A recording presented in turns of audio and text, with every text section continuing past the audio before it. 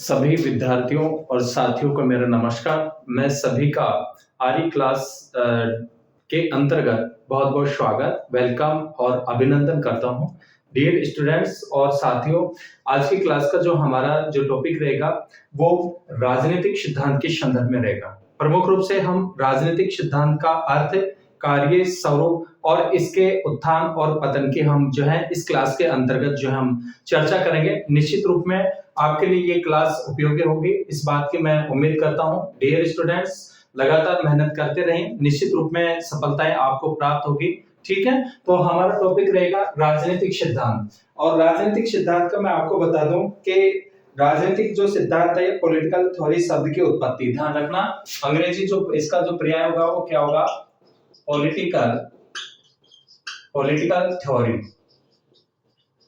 Political theory, ठीक है। तो जो राजनीतिक सिद्धांत है या पॉलिटिकल थ्योरी है, इस शब्द की उत्पत्ति, इस शब्द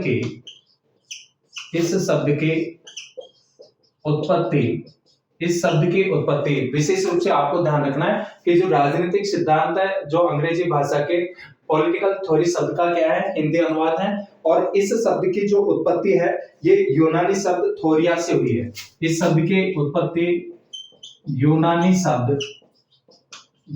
शब्द थोरिया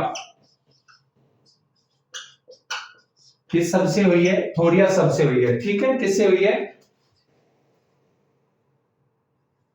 थोरिया शब्द से हुई है। किस शब्द से? थोरिया से। ठीक है ना, ये आपको ध्यान रखना है। कौन से शब्द से हुई है? थोरिया, THORIA, थोरिया शब्द से हुई है। ध्यान रखना, किस शब्द से हुई है? थोरिया शब्द से हुई है। देखिए, पॉलिटिकल थ्योरी, इस शब्द की उत्पत्ति यूनानी शब्द थोरिया शब्द से हुई है, जिसका शाब्दिक अर्थ होता है एकीकृत मानसिक दृष्टिकोण। जिसका शाब्दिक अर्थ एकीकृत मानसिक दृष्टिकोण होता है। क्या होता है? एकीकृत मानसिक दृष्टिकोण। सबसे पहले आपको शब्दोत्पत्ति के आधार पे ध्यान रखना है कि जो राजनीतिक सिद्धांत है, इसका शब्द उत्पत्ति के आधार पे क्या अर्थ है। तो देखिए, इसका शब्दोत्पत्ति के आधार पे अर्थ है कि राजनीतिक सिद्धांत अंग्रेजी भाषा के पॉलिटिकल थ्योरी शब्द का हिंदी अनुवाद है। और इस शब्द की जो उत्पत्ति हुई है वो यूनानी शब्द थोरिया शब्द से हुई है, जिसका अर्थ क्या होता है? एकीकृत मानसिक दृष्टिकोण। आपको विशेष रूप से ध्यान रखना है, जिसका अर्थ क्या होता है? एकीकृत मानसिक दृष्टिकोण होता है इसका अर्थ। और देखिए कि राजनीतिक सिद्धांत के अंतर्गत नेक्स्ट जो विशेष बात है कि राजनीतिक सिद्धांत के अंतर्गत, राजनीतिक सिद्धांत के अंतर्गत, किसके अंतर्गत? राजनीतिक सिद्धांत के अंतर्गत राजनीति से जुड़ी हुई समस्याओं के अंतर्गत, राजनीति से जुड़ी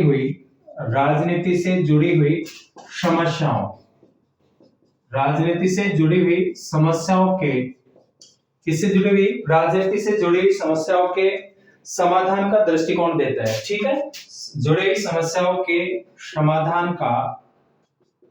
समाधान का दृष्टिकोण देता है। ठीक है, कौन सा क्या देता है? समाधान के लिए दृष्टिकोण पेश करता है या समाधान प्रस्तुत करता है। कौन? राजनीतिक सिद्धांत। यानी राजनीतिक सिद्धांत के अंतर्गत राजनीति से जुड़ी हुई, किससे जुड़ी हुई? राजनीति से जुड़ी हुई जो समस्याएं होती हैं, कि किस प्रकार की राजनीतिक समस्याएं आती हैं, उनके संदर्भ में उन राजनीतिक समस्याओं के समाधान के लिए ये दृष्टिकोण प्रदान करता है। कौन? राजनीतिक सिद्धांत। ठीक है, देखिए, महत्वपूर्ण बातें हैं, मोस्टली रूप में आपके लिए निश्चित रूप में ये उपयोगी होंगे। सबसे पहले तो आपको इसका शाब्दिक अर्थ ध्यान रखना है, शब्द उत्पत्ति के आधार पे अर्थ ध्यान रखना है कि राजनीतिक सिद्धांत का अर्थ क्या है। और मोस्टली रूप में उसके बाद में कि राजनीतिक सिद्धांत के अंतर्गत जो राजनीति से जुड़ी जो समस्या है, उनके समाधान के लिए दृष्टिकोण पेश करता है, दृष्टिकोण प्रदान करता है। ठीक है, अब अपन देखिए, मोस्टली रूप में आपको जो ध्यान रखना है कि तो राजनीतिक सिद्धांत, आगे अपन देखेंगे राजनीतिक सिद्धांत इसकी जो महत्वपूर्ण जो बातें हैं राजनीतिक सिद्धांत के, तो राजनीतिक सिद्धांत के अंतर्गत एक तो जो है राजनीतिक सिद्धांत के संदर्भ में अपन देख रहे हैं, और राजनीतिक सिद्धांत के अंतर्गत आपको जो ध्यान रखना है, एक तो सबसे पहले इसके दो अंग, ठीक है, दो तो क्या है इसके पार्ट हैं, दो अंग, और दो अंगों के संदर्भ में बात करें तो एक तो राजनीतिक और एक राजनीतिक, दो अंगों की बात करें तो कौन कौन से हो गए, एक तो जो है राजनीतिक, एक तो राजनीतिक और एक कौन सा हो गया राजनीतिक विज्ञान, राजनीतिक विज्ञान, एक तो कौन सा हो गया राजनीतिक हो गया और एक क्या हो गया राजनीतिक विज्ञान। ये राजनीतिक, इसको जो है राजनीतिक दर्शन क्या बोलते हैं, राजनीतिक दर्शन के रूप में। इसके बाद में जो है और राजनीतिक जो विज्ञान में इसमें दर्शन जो है इसके प्रमुख तो दो अंग है, एक तो समालोचना और पुनर्निर्माण, ध्यान रखना, एक तो क्या है समालोचना, इसके अलावा पुनर्निर्माण, ठीक है, समालोचना और एक पुनर्निर्माण की क्या की जाती है, बात की जाती है। और इसके राजनीतिक विज्ञान के अंतर्गत जो बात की जाती है वो तथ्यों का विश्लेषण, इसका विश्लेषण, तथ्यों का क्या किया जाता है, विश्लेषण किया जाता है, तथ्यों का विश्लेषण, ठीक है, अर्थात क्या की जाती है, व्याख्या की जाती है, ठीक है, क्या की जाती है, व्याख्या। देखिए राजनीतिक सिद्धांत, इसके पार्ट मोटे रूप में दो भागों में बांटे हैं अपन, एक तो राजनीतिक दर्शन और एक राजनीतिक विज्ञान। राजनीतिक दर्शन के अंतर्गत दो प्रमुख बातें, एक तो समालोचना और एक पुनर्निर्माण, और राजनीतिक विज्ञान के अंतर्गत तथ्यों का क्या किया जाता है, विश्लेषण किया जाता है, जिसमें क्या है कि व्याख्या, ठीक है। इसके मोस्टली जो कार्य की बात करें तो कार्य के संदर्भ में जो है कितने कार्य हैं, इसके 3 कार्य माने गए हैं, कितने कार्य माने गए हैं, 3 कार्य, ध्यान रखना, कार्य के अंतर्गत कितने कार्य माने गए हैं, 3 कार्य इसके माने गए हैं राजनीतिक सिद्धांत के। एक तो समालोचना, कौन कौन से, समालोचना, इसके अलावा पुनर्निर्माण, और इसके बाद में जो है वो क्या आती है, व्याख्या आती है, इसके बाद में क्या आती है, व्याख्या, ठीक है। तो मोस्टली रूप में इसके जो कार्य हैं, कितने कार्य माने गए हैं, 3। सबसे पहले हमने अर्थ को देखा, राजनीतिक सिद्धांत का शब्द उत्पत्ति के आधार पे, कि शब्द उत्पत्ति के आधार पर राजनीतिक विज्ञान, इसका राजनीतिक सिद्धांत का अर्थ क्या होता है। तो राजनीतिक सिद्धांत जो है वो अंग्रेजी भाषा के पॉलिटिकल थ्योरी, ठीक है, उसका हिंदी अनुवाद है जो कि यूनानी भाषा के किससे, थोरिया शब्द से बना है, जिसका अर्थ होता है एकीकृत मानसिक दृष्टिकोण, ठीक है। उसके बाद में अपन मोस्टली रूप में समझना है, इसके जो देख रहे हैं कि राजनीतिक जो सिद्धांत है वो राजनीति से जुड़ी हुई समस्याओं के समाधान के लिए जो है दृष्टिकोण देता है। राजनीतिक सिद्धांत के 2 अंग, एक तो राजनीतिक दर्शन हो गया और एक राजनीतिक विज्ञान हो गया, इसकी 2 प्रमुख बातें हो गई। और राजनीतिक विज्ञान के संदर्भ में तथ्यों का क्या किया जाता है, विश्लेषण। कार्यों के संदर्भ में बात करें तो समालोचना, पुनर्निर्माण, और एक क्या आता है, व्याख्या आता है, ठीक है। इसके बाद में हम बात करते हैं विषय वस्तु की, इसकी बात करते हैं, इसके जो विषय वस्तु है, विषय वस्तु, और जो विषय वस्तु है, विषय वस्तु के अंतर्गत देखिए, विषय वस्तु के अंतर्गत एक तो राजनीतिक संस्थाएं, कौन कौन सी हैं, राजनीतिक संस्थाएं, राजनीतिक विषय वस्तु किस किस के रूप में है, राजनीतिक संस्थाओं के रूप में। एक तो ये है राजनीतिक संस्थाएं, ठीक है, ये राजनीतिक संस्थाओं का जो है मोस्टली रूप में अध्ययन किया जाता है। इसके अलावा राजनीतिक संकल्पनाओं का अध्ययन, राजनीतिक संस्थाओं व राजनीतिक संकल्पनाओं का अध्ययन, ठीक है, ये इसके विषय वस्तु है। राजनीतिक सिद्धांत की क्या है, विषय वस्तु है। और इसके बाद में इसकी जो अध्ययन पद्धति देखें तो विश्लेषणात्मक आती है और मानपरक। कौन कौन सी आती है, एक तो आती है अध्ययन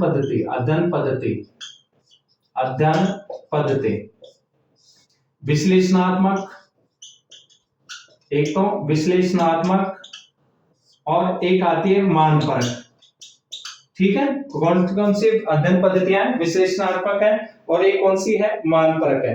देखिए राजनीतिक विज्ञान में तथ्यों का विश्लेषण किया जाता है।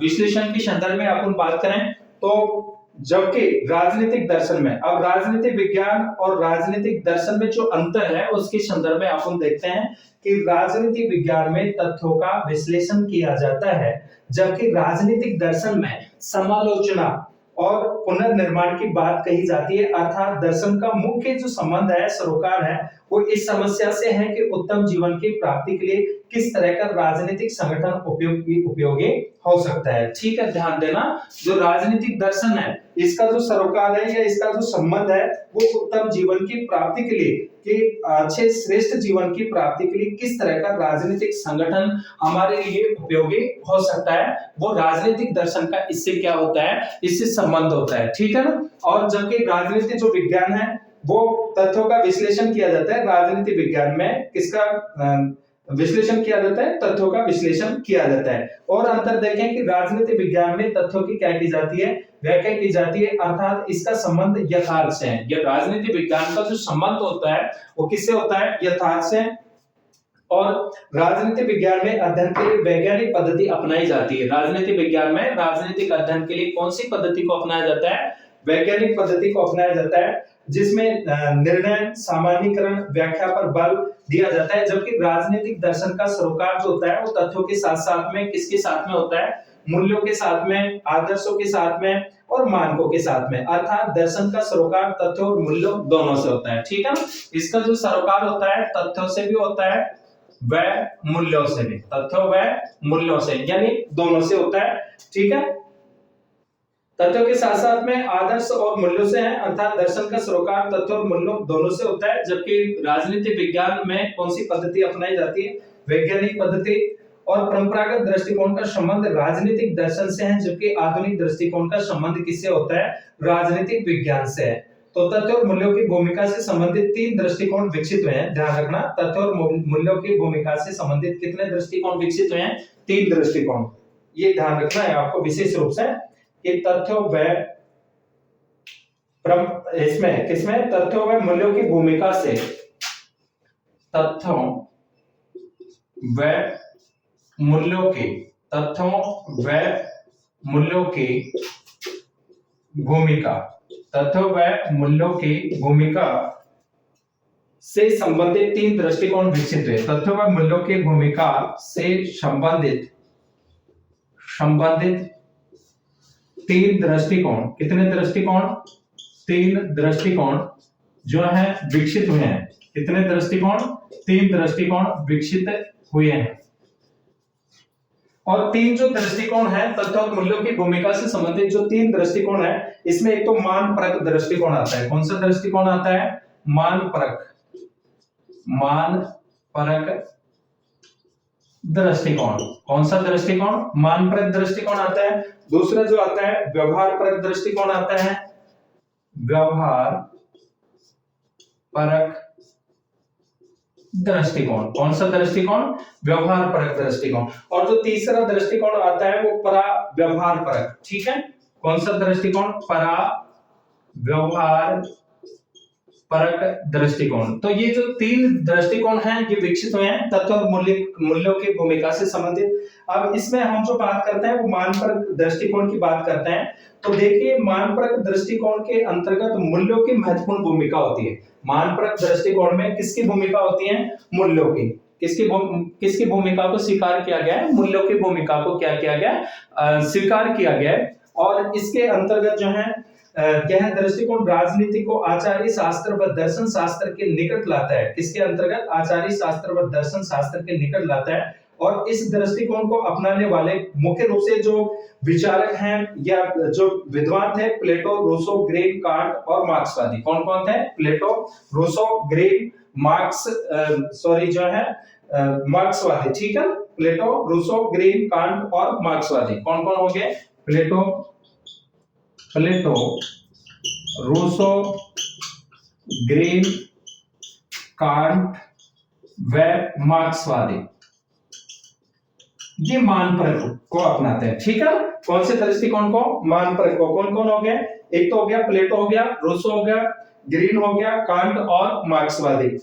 इसके बाद में जो है इसका जो व्यवहार परक जो दृष्टिकोण है, सेकंड नंबर पे बात करते हैं। जो अपन व्यवहार परक जो दृष्टिकोण है इसके अंतर्गत देखिए कि इस दृष्टिकोण के अंतर्गत सिद्धांत शास्त्रियों का जो संबंध है वो तथ्यों और यथार्थ वस्तुओं से होता है। ध्यान रखना, इसका जो संबंध है किससे होता है? तथ्यों व यथार्थ से। किससे संबंध होता है? तथ्यों व यथार्थ से संबंध होता है। और मोस्टली रूप में कि यह वैज्ञानिक दृष्टिकोण भी है। व्यवहार परक जो दृष्टिकोण है इसको कौन सा दृष्टिकोण कहा जाता है? वैज्ञानिक दृष्टिकोण। ठीक है, कौन सा दृष्टिकोण? वैज्ञानिक दृष्टिकोण भी जो है इसको कहा जाता है। और जो है इसके कारणात्मक सिद्धांत, इसे कारणात्मक सिद्धांत भी कहा जाता है। समर्थक की बात करें तो अरस्तु, मैकियावेली, हॉब्स, लॉक। ठीक है, ध्यान रखना, अरस्तु, मैकियावेली, हॉब्स, लॉक व्यवहार परक दृष्टिकोण की बात कर रहे हैं। और मॉन्टेस्क्यू, इसके अलावा जो है कार्ल मार्क्स भी है, मैक्स वेबर। और इसका जो आलोचक जो माना जाता है वो आलोचक जो है वो लियो स्ट्रॉस है। कौन से दृष्टिकोण का? व्यवहार परक दृष्टिकोण का आलोचक कौन रहा है? लियो स्ट्रॉस। उसके बाद में पराव्यवहार परक जो दृष्टिकोण है कि इसमें मूल्यों और तथ्यों के विभाजन को मिटाने की कोशिश की, अर्थात दोनों में सामंजस्य स्थापित किया गया। समकालीन व्यवहारवादी डेविड स्टर्न, रॉबर्ट डेल पराव्यवहार परक को क्या करते हैं? पसंद करते हैं। कौन कौन है? डेविड स्टर्न और रॉबर्ट डेल पराव्यवहार परक में कौन कौन है? एक तो डेविड स्टर्न व रॉबर्ट डेल। ठीक है ना, ये इस दृष्टिकोण को क्या करते हैं? पसंद करते हैं। कौन कौन? डेविड स्टर्न हो गया और एक कौन हो गया? रॉबर्ट डेल हो गया। ठीक है ना, इसके अलावा जो है आगे हम बात करते हैं तो राजनीतिक विज्ञान का स्वरूप वैज्ञानिक और दार्शनिक जो है दोनों है। ध्यान देना, कार्ल पॉपर ने कहा कि राजनीति एक प्रकार का जाल है जिसने जगत को जकड़ रखा है ताकि इसको समझा जा सके। और ये तो बात हो गई कि तथ्य और मूल्यों की भूमिका से संबंधित मोस्टली रूप में जो है कितने दृष्टिकोण हुए हैं? 3 जो है दृष्टिकोण विकसित हुए हैं। देखिए डियर स्टूडेंट्स और साथियों, हम बात कर रहे हैं राजनीतिक सिद्धांत का अर्थ, उसका स्वरूप और उसका पतन और उत्थान के संदर्भ में बात कर रहे हैं। तो जो राजनीतिक सिद्धांत का सबसे पहले आपने जो है अर्थ देखा है कि जो राजनीतिक सिद्धांत है वो अंग्रेजी भाषा के पॉलिटिकल थ्योरी शब्द का हिंदी अनुवाद है जो कि यूनानी भाषा की जो है किससे? थोरिया शब्द से बना है, जिसका अर्थ क्या होता है? एकीकृत मानसिक क्या होता है? दृष्टिकोण होता है। अर्थात ये जो राजनीतिक सिद्धांत है, राजनीतिक सिद्धांत मुख्य रूप से जो है इसके अंतर्गत जो है राजनीति से जुड़ी हुई समस्याओं का जो है, जो राजनीतिक जो समस्याएं होती हैं उनके समाधान के लिए जो है दृष्टिकोण क्या करता है? पेश करता है, प्रदान करता है। और उसके बाद में हमने देखा है कि जो राजनीतिक इसके सिद्धांत के जो प्रमुख अंगों की बात की, कार्यों की, विषय वस्तु की बात की और अध्ययन पद्धति की बात की है। इसके बाद में अपन बात करते हैं राजनीतिक सिद्धांत के पतन की। ठीक है ना, किसकी बात करेंगे अपन? राजनीतिक सिद्धांत के पतन के संदर्भ में देखेंगे अपन अब।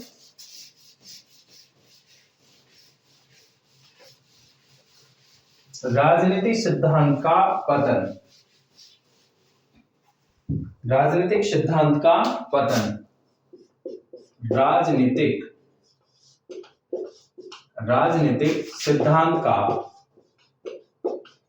राजनीतिक सिद्धांत का पतन। देखिए राजनीतिक सिद्धांत का जो पतन है कि व्यवहारवादियों के अनुसार परंपरावादी राजनीति का ह्रास हो रहा है, जिसे राजनीतिक सिद्धांत का क्या कहा जाता है? पतन कहा जाता है। ध्यान रखना, व्यवहारवादियों के अनुसार, किसके अनुसार? व्यवहारवादियों के अनुसार परंपरागत, व्यवहारवादियों के अनुसार परंपरागत जो है या परंपरावादी राजनीति का ह्रास हो रहा है। परंपरागत राजनीति का ह्रास हो रहा है, जिसे ही राजनीतिक पतन कहा जाता है, जिसे ही राजनीतिक सिद्धांत, जिसे ही राजनीतिक